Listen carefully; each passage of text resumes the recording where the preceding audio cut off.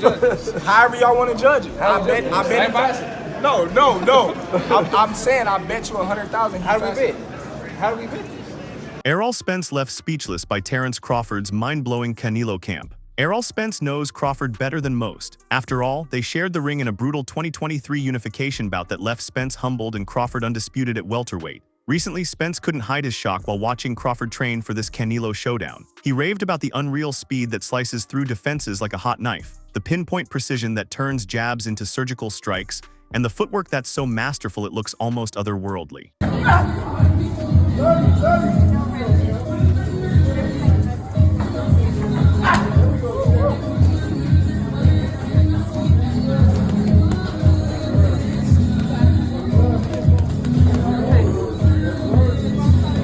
Having felt Crawford's power firsthand, those explosive hooks that dropped him multiple times, Spence described him as a monster in motion, sharp, explosive, and utterly laser-focused. This version of Crawford isn't the same guy who dominated lower weights. He's bulked up, adapting to the super middleweight grind with a regimen that's become the stuff of rumors. Insiders whisper about his secretive camps in remote locations, incorporating high-altitude training and sparring with heavier partners to mimic Canelo's pressure. Spence, no stranger to big punches himself, acknowledged Crawford's exceptional ring IQ, the kind that reads opponents like an open book, setting traps that lure them into mistakes. It's this elite skill set that has Spence stunned, especially after their own war where Crawford dismantled him round by round. But here's where it gets intriguing. Spence highlighted how Crawford believes in his own crazy power, paired with a chin that absorbs shots and keeps advancing. Come on! Yeah, get it! Yeah, get it! Yeah, get it! Yeah, get it! Yeah, get it! Yeah, get it! Get it! Come on! Yeah, move out the way! Yeah, move out the way! Yeah, move out the way! Yeah! If Canelo underestimates that resilience, he might walk into a trap he can't escape, much like Spence did. Controversies from their past fight add fuel. Some fans still debate if Spence was fully recovered from a car accident, but Crawford's dominance was undeniable. Now, as Crawford eyes Canelo, Spence's praise feels like a veiled warning. This isn't a size mismatch. It's a skill explosion waiting to happen. And what Spence observed in those training sessions would leave even the toughest critics rethinking the odds, especially when you consider the mutual respect that lingers between these warriors. Reflecting on his clash with Spence, Crawford revealed a side of his game that's pure calculated strategy, the kind that turns patience into a weapon. He admitted Spence landed clean shots, a couple of solid ones that tested his chin, but they didn't pack the devastating wallop everyone hyped. Why?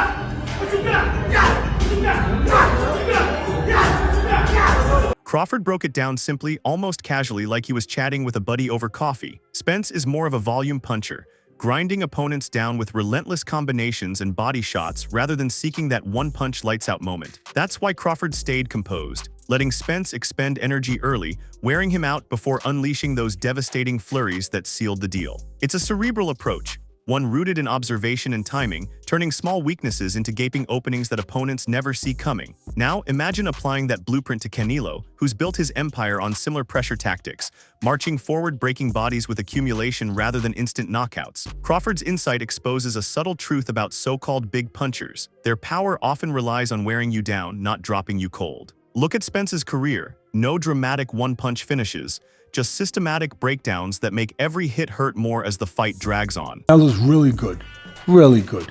But I think Crawford is special. I know he hasn't fought the resume everyone wants, but you have that or you don't have that ingredient. I think he has it. Crawford surprised even himself at how manageable Spence's power felt, given the pre-fight hype. This revelation stirs speculation.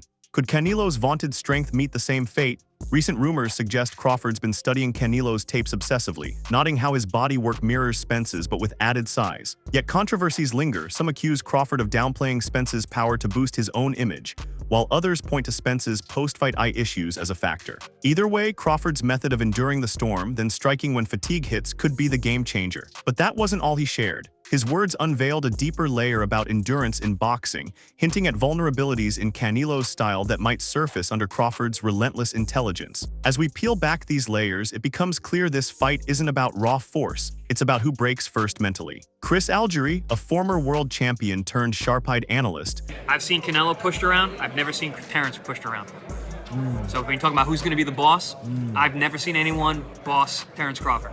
I've seen Canelo get bossed. So that and psychologically, when you think about that, and this is a fight where I flip-flop on both guys because there's so many good points. Yeah, but he's 168. Yeah, but it's Terrence Crawford. He's undefeated. Well, yeah, no, this guy's beating this, but stylistic. Even he hits him on the arm. There's so many different things you can talk about. Cut straight to the core when comparing these two ring titans, delivering a perspective that's as raw as it is revealing. He pointed out something fundamental and often overlooked. Crawford has never been truly bossed around in the ring, always maintaining ironclad control through adaptability and sheer dominance in nearly every bout of his 40-0 career. Canelo, on the other hand, has tasted those moments of being overwhelmed, what insiders bluntly call getting bossed, where his rhythm gets disrupted and he ends up chasing instead of leading. One glaring example is his 2022 unanimous decision loss to Dmitry Bivol at light heavyweight, where Bivol's towering size, piston-like jab, and disciplined game plan dictated every exchange, leaving Canelo frustrated and outmaneuvered. Algieri's view cleverly flips the usual narrative on its head. Yes, Crawford's making a risky jump up in weight, facing a natural 168-pounder, but his style is built on control, quick adjustments, and technical wizardry that has historically unraveled even the most seasoned champions. Think about it. Crawford's switch hitting, seamlessly flipping from orthodox to southpaw, creates awkward angles that mess with timing.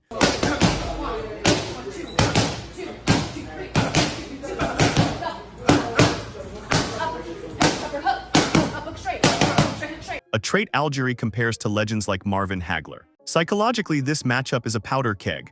Both are alpha personalities who bristle at any sign of disrespect, the type who can't even handle a sideways glance without firing up. Algieri mused on this dynamic, likening it to two immovable objects colliding, where mental freshness and sheer meanness could tip the scales. He's seen Canelo pushed around in fights against slick movers like Floyd Mayweather or disciplined giants like Bivol, but Crawford, never. This psychological edge stirs wild speculation. What if Crawford's unflappable demeanor exposes Canelo's rare doubts? Recent controversies add spice. Critics claim Canelo's been selective with opponents since the Bivol setback, avoiding rematches or prime threats until external pressure mounted. Rumors of behind-the-scenes negotiations, fueled by Saudi interests, suggest this fight was nearly derailed by ego clashes. Algieri holds back a full prediction, but his contrast leaves you pondering who's really the boss. It's the kind of insight that builds quiet tension, making you eager to see if Crawford's traits trouble Canelo in ways no one expects. But the real intrigue lies in how these psychological undercurrents play out under the lights.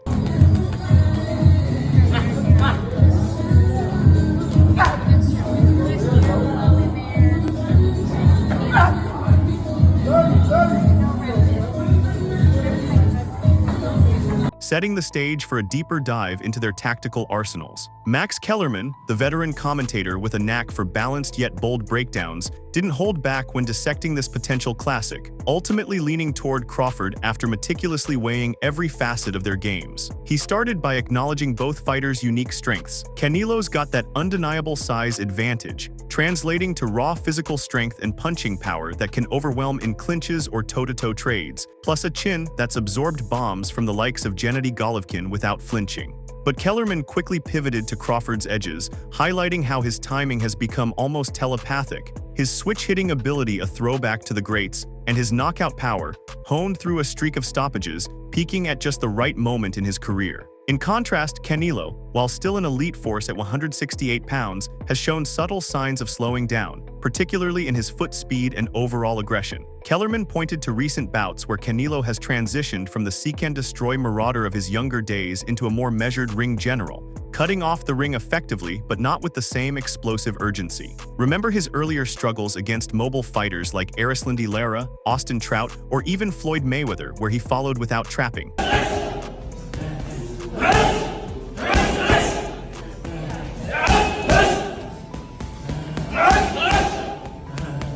He's evolved, no doubt, mastering ring cutting at super middleweight, but Kellerman argues that against Crawford's blend of speed, precision, defense, and adaptability, those improvements might fall short. Going skill for skill, especially eyeing the recent vintage of both, most tactical advantages tilt to Crawford. His counterpunching is crisper, his movement more fluid, and his ability to read fights in real time unmatched. Speculation here gets juicy. What if Crawford's natural quickness, even after bulking up, allows him to dance around Canelo's advances, picking him apart like Mayweather did in 2013? Controversies swirl around Canelo's power at this stage. He hasn't stopped an opponent since 2021, with fights against Jaime Munguia and Edgar Berlanga going the distance despite early dominance. Rumors suggest age, turning 35, and the toll of over 60 pro fights since age 15 have made him more conservative, preserving energy rather than risking burnout.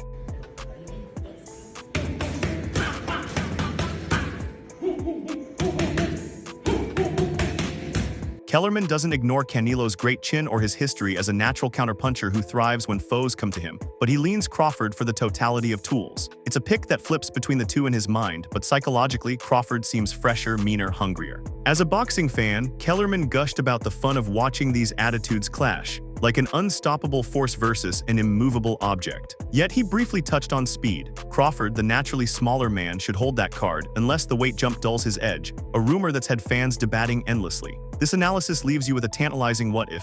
If Crawford exploits Canelo's slowdown, could this be the upset that redefines pound-for-pound kings? And just when you think size reigns supreme, Kellerman's words remind us why underdogs with superior craft often shock the world, paving the way to explore the broader fight dynamics. The dynamics of this mega fight are nothing short of fascinating, weaving together layers of risk, evolution, and opportunity that keep the speculation machine churning at full speed. On one side, Crawford is venturing into uncharted territory by ballooning up to 168 pounds, a move that traditionally threatens a fighter's speed, stamina, and punch resistance.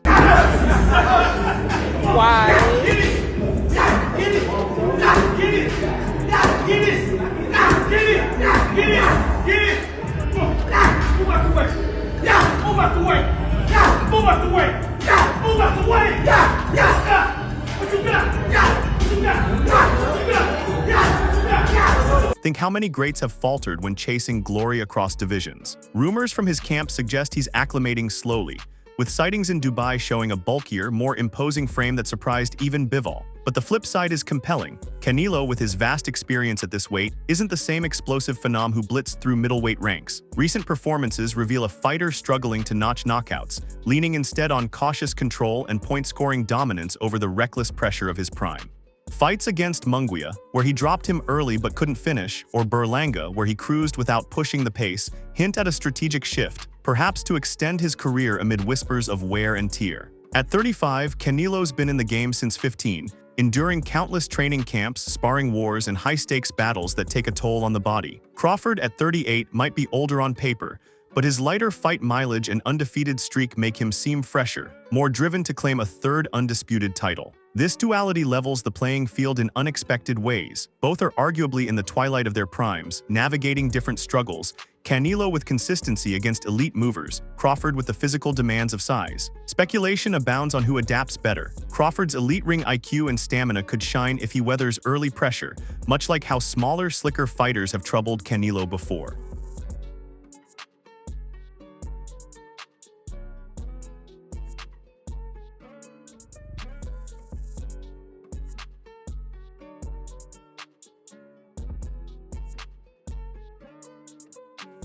Recall his losses: to Mayweather, a defensive maestro who countered misses despite being older and lighter, and to Bivol, whose size neutralized Canelo's power without breaking him down. Rumors of Canelo's camp downplaying Crawford's threat add controversy. Some say he's been cherry-picking opponents to pad his record, avoiding rematches like a Bivol sequel until Saudi money intervened. Crawford, meanwhile, faces the steeper climb, sacrificing comfort for legacy, but his path to victory seems clear. Sharp footwork to evade, that genius-level IQ to exploit openings, and endurance to outlast. If he brings his A-game, this could echo historic upsets where skill trumps size. Yet the age factor stirs debate. Canelo at 168 has often been the smaller man against taller foes, struggling to finish lately compared to his destructive runs at 154 or 160. Both paths converge in a fight that's equal parts chess match and brawl, with Crawford needing to do more but potentially reaping the bigger reward. As these elements collide, it becomes evident that vulnerabilities on both sides could lead to fireworks, especially when insider predictions start rolling in with their own twists. Predictions for this showdown are pouring in from all corners, each laced with insights that heighten the drama and fuel endless debates.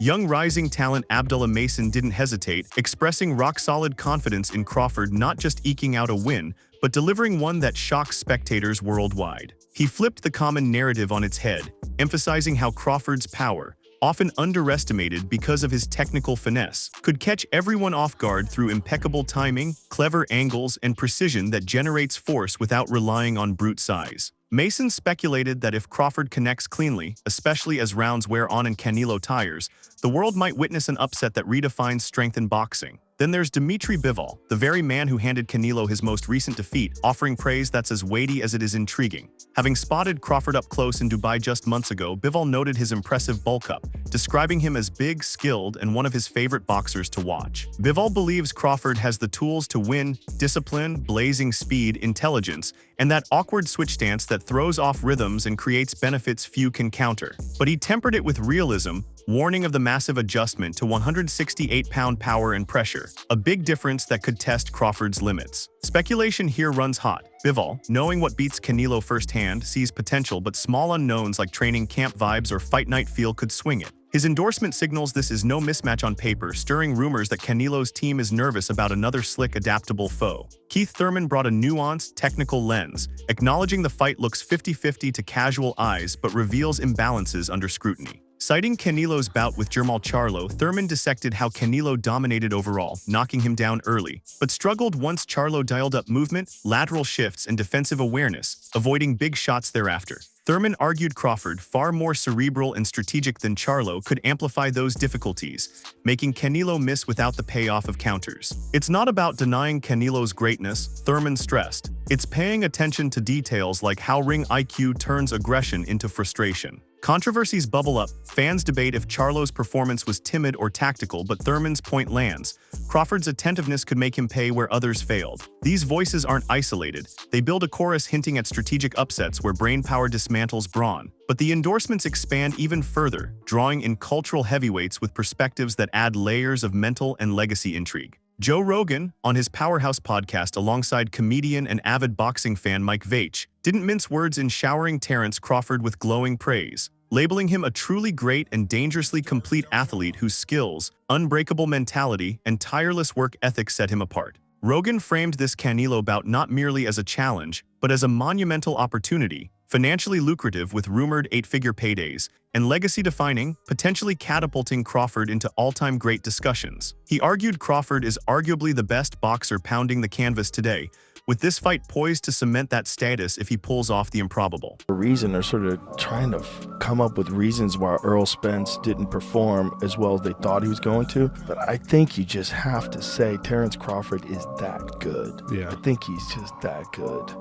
And I think we found that. It doesn't mean that Errol Spence isn't amazing. He is. But I think Terence Crawford, I think you're looking at an all-time great. Yeah. I really do. Crawford himself, in a rare candid interview, laid bare his mindset, openly addressing the size disparity and expecting Canelo to leverage it by boxing smartly at first, then walking him down with that bigger man pressure to exhaust him. Yet Crawford remained calm, confident, and prepared for every scenario, crediting Turki Alalshik for orchestrating what he calls one of the biggest fights in the last decade, set for Allegiant Stadium on September 13. His blend of humility, admitting he never thought Canelo wanted the smoke, and self-belief shines through, reflecting psychological maturity that makes him so formidable. Actor and martial artist Michael Jai White echoed this, boldly picking Crawford to win based on familiarity. He's faced Canelo-like styles before, neutralizing advantages through strategy, and this is just a grander stage. Oh, do you feel that Canelo's going to win? No. Really? No. So you would put your money on Crawford? Yes. You'd make money. Okay. Just put that out there. Mm-hmm. Why do you think Crawford's going to beat him? because Crawford could find people to fight like Canelo. White predicted a Mayweather-Canelo redux, with Crawford's superior speed and movement keeping him a step ahead, even if a knockout seems unlikely against Canelo's natural heaviness. He speculated Canelo might not land solidly, turning it into a points masterclass. Trainer Calvin Ford, who guides Gervonta Davis, lauded Crawford's courage for embracing a bout stacked against him in odds, weight, and hype, calling it a mental and spiritual separator that chases true greatness despite risks. Dude, Terence Crawford, he has that mean spirit in him. Do you think it's possible he'll get a knockout and knock out the steel chin of Canelo Alvarez? You think it? We ain't see Canelo get knocked out. I know. But if anybody could do it, maybe it's Bud.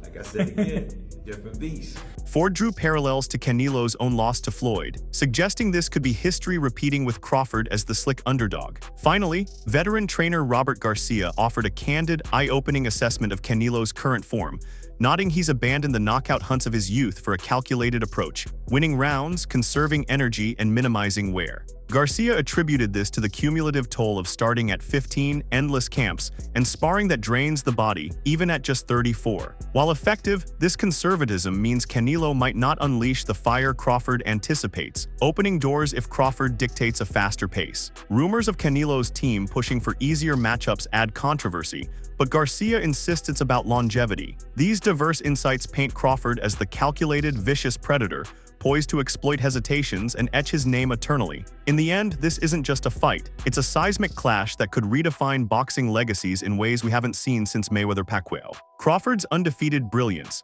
with its layers of strategy and adaptability, meets Canelo's proven dominance, built on power and experience in a showdown where size battles skill amid swirling controversies and high-stakes rumors. We've unpacked the praises from Spence's stunned awe to Algieri's boss-level breakdowns, Kellerman's tactical tilts, and a chorus of predictions highlighting Crawford's hidden strengths. The dynamics reveal vulnerabilities, Crawford's weight risk versus Canelo's subtle decline that level the odds more than meets the eye. But what if Crawford's IQ and freshness turn the tables, proving once again that smaller fighters with superior craft can conquer mountains? Or does Canelo's savvy and size crush the dream, solidifying his GOAT status? One thing's crystal clear. This bout leaves more questions than answers, sparking debates that will echo long after the final bell. Who do you think emerges as the true king of the ring? Drop your thoughts in the comments, share your own speculations, and let's see if reality delivers the upset or the expected. Boxing's magic lies in these uncertainties. Don't miss the ride.